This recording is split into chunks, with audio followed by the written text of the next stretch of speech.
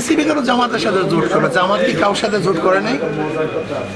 Specific ভিন্ন ব্যাপারে NCP জামাতের সাথে জোট করে কিভাবে? জামাত তো একটা জোটের মধ্যে আছে, অ্যালায়েন্সের মধ্যে আছে।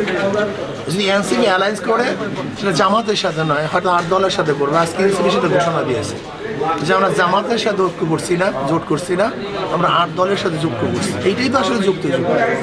আর আমরা তো 300 সিটি নমিনেশন এবার সাবমিট করবো ইসলামী আন্দোলন।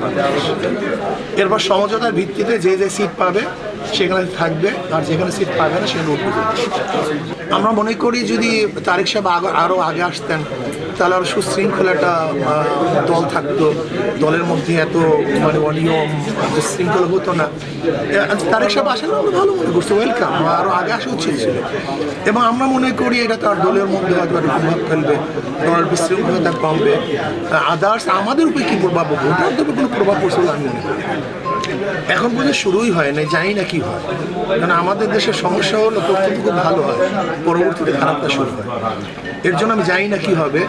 তবে এখন পর্যন্ত এই মুহূর্ত পর্যন্ত যা আছে মোটামুটি চলে।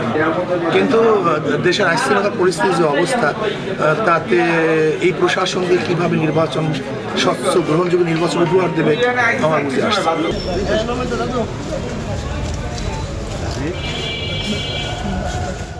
পিছনে আমরা একটু পিছনে আমাদের একটু পিছিয়ে